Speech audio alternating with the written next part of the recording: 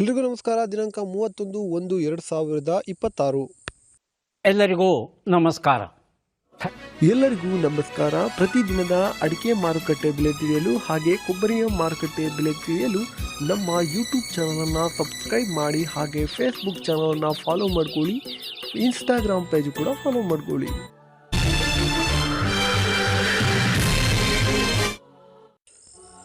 ಇವತ್ತಿನ ಅಡಿಕೆ ಬೆಲೆ ಏನಾಗಿದೆ ಅಂತೇಳಿ ನೋಡೋಣ. ಕೊಪ್ಪದಲ್ಲಿ ರಾಶಿ ಅಡಿಕೆ ಬೆಲೆ ಇಂದು ಪ್ರತಿ ಕ್ವಿಂಟಲ್ಗೆ 56,099 ರೂಪಾಯಿ ಆಗಿರುತ್ತದೆ. ಹಾಗೆ ಬೆಟ್ಟೆ ಅಡಿಕೆ ಬೆಲೆ 64,599 ರೂಪಾಯಿ ಆಗಿರ್ತದೆ. ಕೊಪ್ಪದಲ್ಲಿ ಗುರುಬಲು 40,321 ರೂಪಾಯಿ ಆಗಿರ್ತದೆ. ಸರಕು ಅಡಿಕೆ ಬೆಲೆ 90,899 ರೂಪಾಯಿ ಆಗಿರ್ತದೆ. ಇನ್ನು ಮುಂದಿನ ಮಾರುಕಟ್ಟೆ ಶೃಂಗೇರಿಯಲ್ಲಿ ರಾಶಿ ಅಡಿಕೆ ಬೆಲೆ ಪ್ರತಿ ಕ್ವಿಂಟಲ್ಗೆ 55,500 ರೂಪಾಯಿ ಆಗಿರ್ತದೆ. ಹಾಗೆ ಬೆಟ್ಟೆ ಅಡಿಕೆ ಬೆಲೆ ಪ್ರತಿ ಕ್ವಿಂಟಲ್ಗೆ 64,999 ರೂಪಾಯಿ ಆಗಿರ್ತದೆ. ಇನ್ನು ಗುರುಬಲು ಪ್ರತಿ ಕ್ವಿಂಟಲ್ಗೆ 37,699 ರೂಪಾಯಿ ಆಗಿರ್ತದೆ. ಸರಕು 98,000 ಆಗಿರ್ತದೆ. ಮುಂದಿನ ಮಾರುಕಟ್ಟೆ ತೀರ್ಥಹಳ್ಳಿಯಲ್ಲಿ ರಾಶಿ ಅಡಿಕೆ ಬೆಲೆ ಪ್ರತಿ ಕ್ವಿಂಟಲ್ಗೆ 56,209 ರೂಪಾಯಿ ಆಗಿರ್ತದೆ. ಹಾಗೆ ಬೆಟ್ಟೆ ಅಡಿಕೆ ಬೆಲೆ 66,899 ರೂಪಾಯಿ ಆಗಿರ್ತದೆ. ಇನ್ನು ತೀರ್ಥಹಳ್ಳಿಯಲ್ಲಿ ಗುರುಬಲು ಪ್ರತಿ ಕ್ವಿಂಟಲ್ಗೆ 40,654 ರೂಪಾಯಿ ಆಗಿರ್ತದೆ. ತೀರ್ಥಹಳ್ಳಿಯಲ್ಲಿ ಸರಕು ಅಡಿಕೆ ಬೆಲೆ ಪ್ರತಿ ಕ್ವಿಂಟಲ್ಗೆ 99,260 ರೂಪಾಯಿ ಆಗಿರ್ತದೆ. ಮುಂದಿನ ಮಾರುಕಟ್ಟೆ ಜೈಪುರದಲ್ಲಿ ರಾಶಿ ಅಡಿಕೆ ಬೆಲೆ ಪ್ರತಿ ಕ್ವಿಂಟಲ್ಗೆ 55,679 ರೂಪಾಯಿ ಆಗಿರ್ತದೆ. ಜೈಪುರದಲ್ಲಿ ಬೆಟ್ಟೆ ಅಡಿಕೆ ಬೆಲೆ 61,799 ರೂಪಾಯಿ ಆಗಿರ್ತದೆ. ಇನ್ನು ಗುರುಬಲು ಪ್ರತಿ ಕ್ವಿಂಟಲ್ಗೆ 38,454 ರೂಪಾಯಿ ಆಗಿರ್ತದೆ. ಸರಕು ಅಡಿಕೆ ಬೆಲೆ 86,009 ರೂಪಾಯಿ ಆಗಿರ್ತದೆ.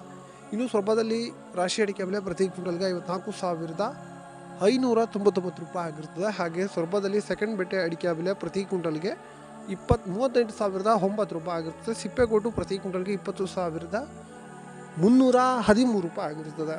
ಇನ್ನು ಶಿಕಾರಿಪುರದಲ್ಲಿ ರಾಶಿ ಅಡಿಕೆ ಬೆಲೆ ಪ್ರತಿ ಕ್ವಿಂಟಲ್ಗೆ 54,569 ರೂಪಾಯಿ ಆಗಿರ್ತದೆ.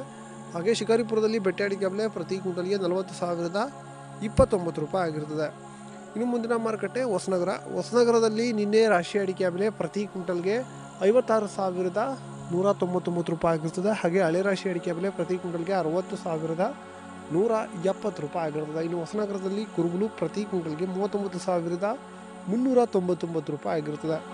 ಇನ್ನು ಮುಂದಿನ ಮಾರುಕಟ್ಟೆ ಶಿರ್ಸಿಯಲ್ಲಿ ರಾಶಿ ಅಡಿಕೆ ಬೆಲೆ ಪ್ರತಿ ಕ್ವಿಂಟಲ್ಗೆ 56,861 ರೂಪಾಯಿ ಆಗಿರ್ತದೆ. ಹಾಗೆ ಶಿರ್ಸಿಯಲ್ಲಿ ಬೆಟ್ಟೆ ಅಡಿಕೆ ಬೆಲೆ ಪ್ರತಿ ಕ್ವಿಂಟಲ್ಗೆ 53,541 ರೂಪಾಯಿ ಆಗಿರುತ್ತೆ.